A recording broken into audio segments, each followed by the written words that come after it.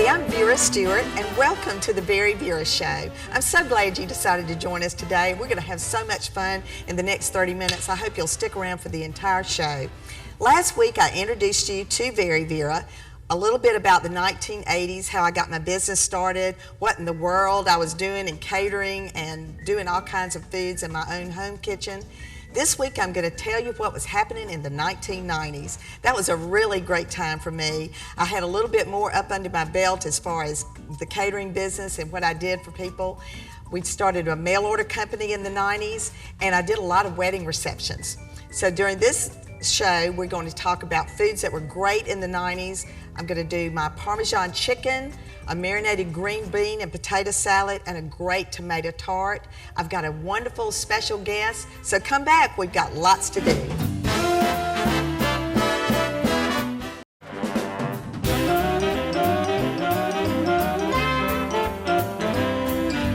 Welcome back. I'm just so excited that you've decided to join us this week. And as I said earlier, last week we talked about the 1980s when I got VeryVera started out of my home kitchen in very small quarters, moved into the 1990s this week, and I want to tell you a little bit about what I was doing in the 90s. 1993 was the introduction of our mail order company, and I took some of my grandmother's favorite recipes for pound cakes and layer cakes and put them in a can, and we shipped them all over the United States. I will never forget the largest day we had in shipping in December of that year. 40 boxes were picked up from VeryVera. I had the UPS man take his picture with me. I was so excited. But we've really had a great time in the 90s bringing our food forward, not only locally but nationally. But during the 1990s, I had the greatest opportunity to cater some of the most wonderful weddings.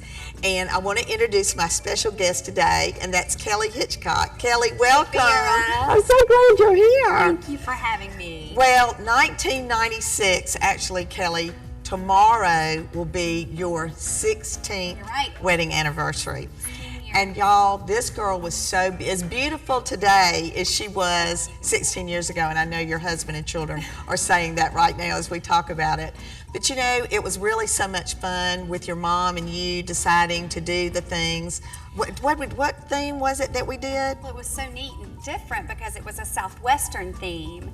My parents loved to go over to New Mexico and loved that kind of decor, and it was just a fascinating reception. I remember it was fabulous. Mm-hmm. Well, one of the things that I wanted to do today, I wanted to do recipes that not only you could entertain with, Sure. but I think your boys would like to get in the kitchen with you. Y'all, she Definitely. has 4 sons. I do. What are their names and ages? Michael is 14, Will is 12, and John Reed is 8, and Watts is 5. Oh my gosh, well I know they're so proud of you. Well, You're a they're very sweet. busy mom. She's a working mom, and she's a wife, Right. so she's kind of juggling her time in the kitchen. So let's get Exactly. started. I'm We're going ready. to do 3 recipes today. Okay. A Parmesan chicken that Okay. you can use as an entree for dinner, or if you decide to have supper club or something, you can use it as an appetizer. Okay. You could cut it into little pieces for snacks for the boys after school. Sure. I'm going to have you get started on Okay. a green bean and potato salad. Sure. And then we'll do the goat cheese tart, tomato tart in a few Sounds minutes. wonderful. So go ahead and get started on the beans. I will see you've snap got some. these. I've started snapping them into bite-sized pieces, and then we're going to throw some red potatoes in there. Well, and you know, this time of year, the beans are just absolutely wonderful in the grocery store. And you can use either the round beans that we had today or either the flat pole beans are always good. And I'm actually going to start with the chicken breast, and these are boneless, skinless chicken breast. And as you can see, these are actually quite large. So I want to start by taking my smaller paring knife and just kind of going in, and anywhere there's a good bit of fat, I'm just going to discard that to one side. If you want to use this as an entree, you could either cut this in half and make it a little bit smaller, or what I'm going to do for this presentation is show you how to make it into chicken tenders, and we're going to just cut through the breast and make some chicken strips that are actually fairly large in size. I don't know that I could eat that whole chicken breast. Well, These things are enormous. I like the option of cutting them into smaller bites, especially for several children. They can just grab what they need and go. So I think that's a great idea. Well, the other thing about this recipe that makes it unique to me is, like I said, you can take these larger pieces and cut them into the little nuggets. Right. And the more of the coating, which is what makes this recipe so special, the more of the coating, the better. Exactly. The better and crispier. I can't wait to taste it. It sounds delicious. The original idea for this recipe, I know back in the 90s, you start running out of ideas for appetizers. Definitely. And I know probably when I was planning your wedding reception, I was trying to think of things that were different. And even skewering these, taking the little pieces and maybe putting some vegetables in between it, dipping this into the mixture that we're going to do in just a few minutes. So as you finish the beans, we're going to be getting those into some boiling water. I'm going to finish cutting the chicken breast so that we can roll that in the butter and the Parmesan cheese mixture that is awesome. So come back with us. We're going to finish these dishes, and then we're going to start that wonderful tomato goat cheese tart. So come back in just a minute.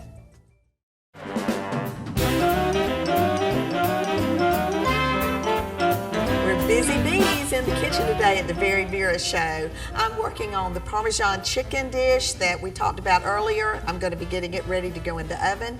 And Kelly over here is working on the marinated green bean and new potato salad. Right, so I'm going to go ahead and boil these first, and then add the potatoes and the marinade in a little bit. Great, and those are so pretty and green. And Kelly, I don't know about you, but when I have them in a salad, I don't like them mushy. Right. So just probably 5 to 6 minutes boiling, just so those are fork tender. Exactly. So as you continue to work on that, I'm going to get started with the Parmesan chicken.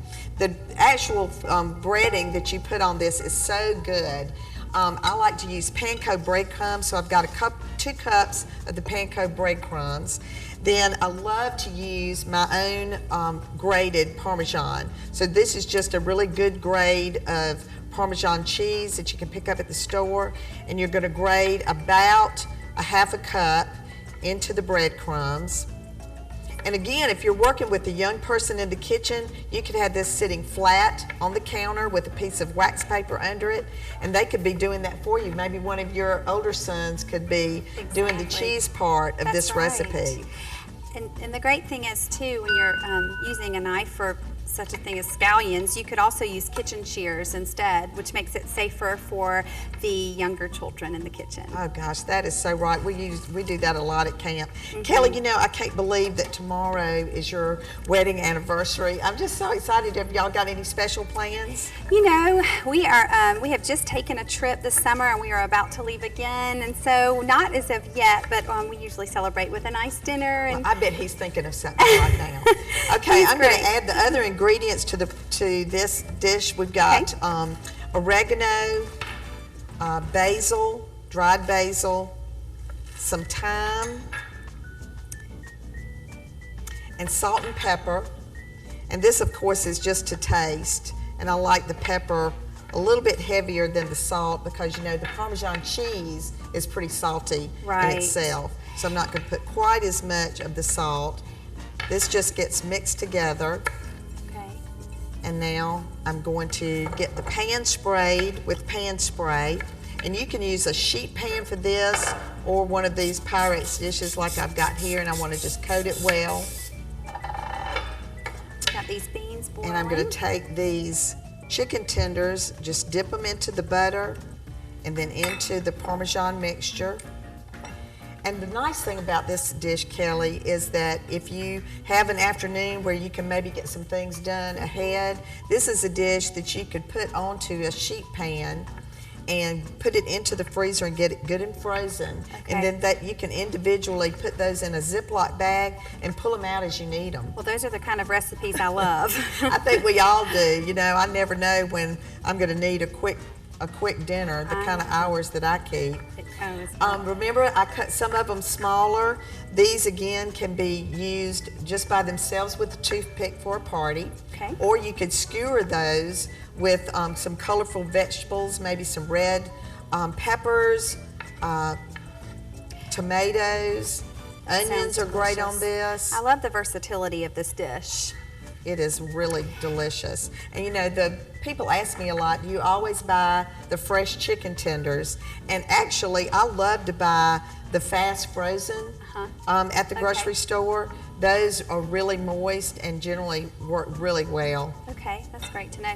I wanted to mention that I am cutting up these potatoes, but they are already boiled, and Vera gave me a great tip that you can put these in the microwave for 3 minutes, and they're like they were boiled, so it makes it really easy. Well, and I end up doing that a lot. The microwave, you know, when we first got the microwave, which was probably right before you were born, Kelly, for heaven's sakes, you know, people were really afraid of it and didn't know what to do with it. Sure. But I do use it a lot for vegetables, you know, besides heating water and melting butter. It's very efficient.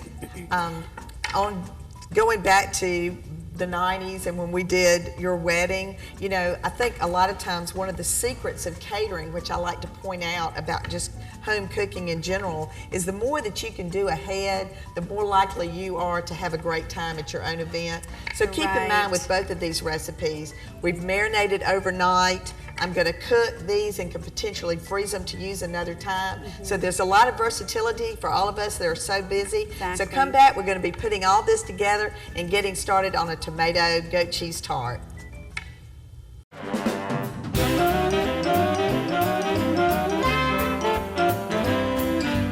Thanks for joining us today. We're having such a great time. We've been talking about the 1990s.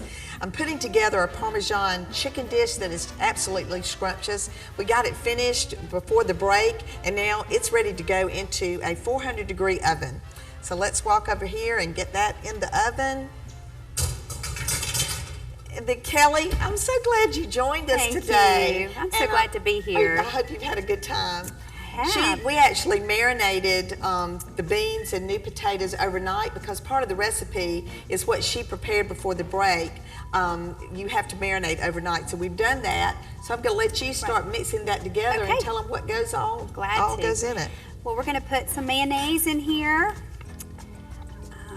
as well as a little bit of sour cream. And by the way, the recipes are going to be online if you would like to get them. That makes it really easy for customers. And you can also go to our website at VeryVera.com and pick up any of those recipes as well. Wonderful. We're also going to add some black olives that have been cut in half, sliced in half to make them a little more, I guess, edible. And then a little pinch of salt. This is that coarse salt and pepper. Ooh. So while you're stirring that up, I'm going to get started on what was going to be a wonderful tomato and goat cheese tart. So I've taken a large Vidalia onion and I've cut it into thin slices. Now I'm going to take my knife and just go straight down the middle of this. And you know, that's one of the wonderful things about this time of year, Kelly, is fresh vegetables, especially the Vidalia onions. These sweet onions. So I'm going to turn this saucepan up and put just enough olive oil in the pan to coat it. And we're going to smell this wonderful, you know, they told me years ago, if you want to make your husband happy, just have onions frying in the frying pan. When he walks in the door, he's going to say, woo, what smells so good. Smells delicious. So let's get these onions in the pan. And Kelly, I might get you to start stirring those around for me. Happy to. Grab Here this we stuff. go. Yeah. Okay. Well, here's a spoon. Yeah, just grab that spoon right there. Okay. And we'll be stirring that up. And while that's cooking down, I've got the garlic almost ready. And then we're going to be getting this cut up and in there and getting this sizzled really well. It's starting to cook well now. It's starting to smell really delicious. So come back with us. We're going to be showing you how to put all of this together. It's going to be a beautiful and delicious dish, great as a side or great as a vegetarian entree. So come back with us.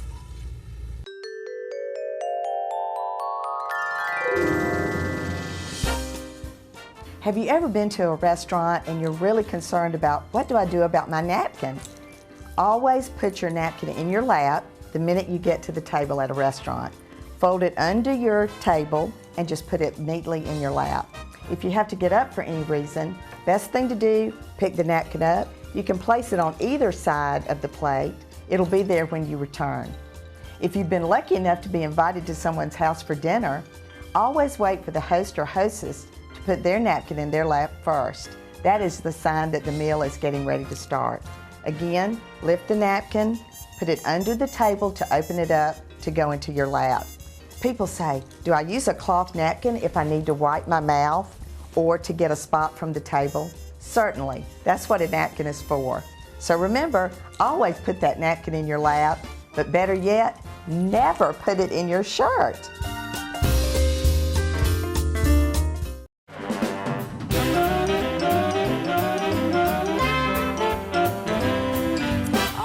We've got a large Vidalia onion. I thinly sliced it in this pan, Kelly, with some olive oil, fresh thyme. Doesn't it smell wonderful? Oh, it does. And some dry white wine. Okay. And a garlic clove that I've cut. And I want to show you a cute trick that you'll be able to show with your boys. And I learned this actually from Tyler Florence, who I worked with during the Masters. But he took a garlic clove and took the large knife and just pressed it down. And when you do that, the whole skin of the garlic just comes right off. It's good and clean, ready to go in a garlic press, or slice it like I did for this. Okay. But we're going to put together these tomato and goat cheese tarts.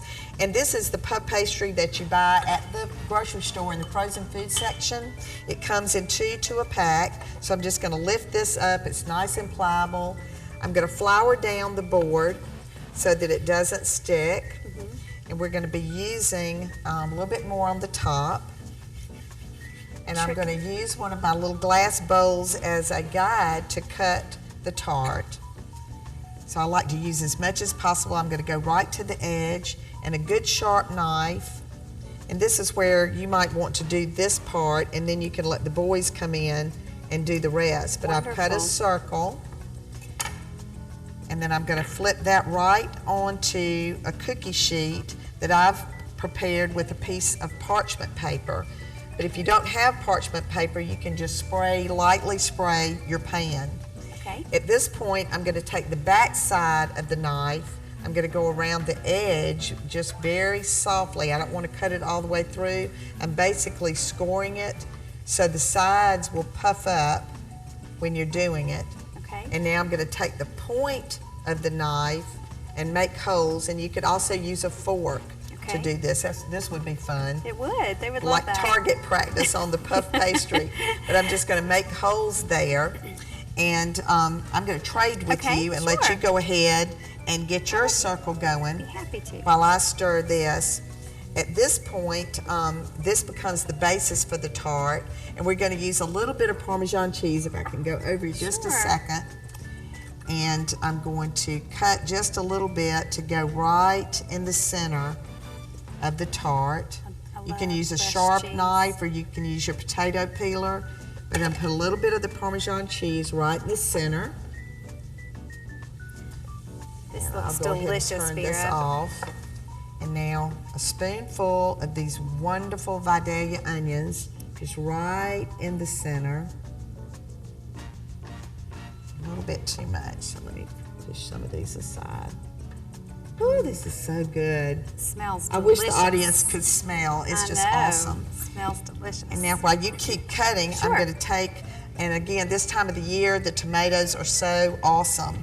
And I'm going to just cut this into slices. And you said to save some of the excess dough, right? Thanks for reminding me about that, because I want to show you how to make a little garnish.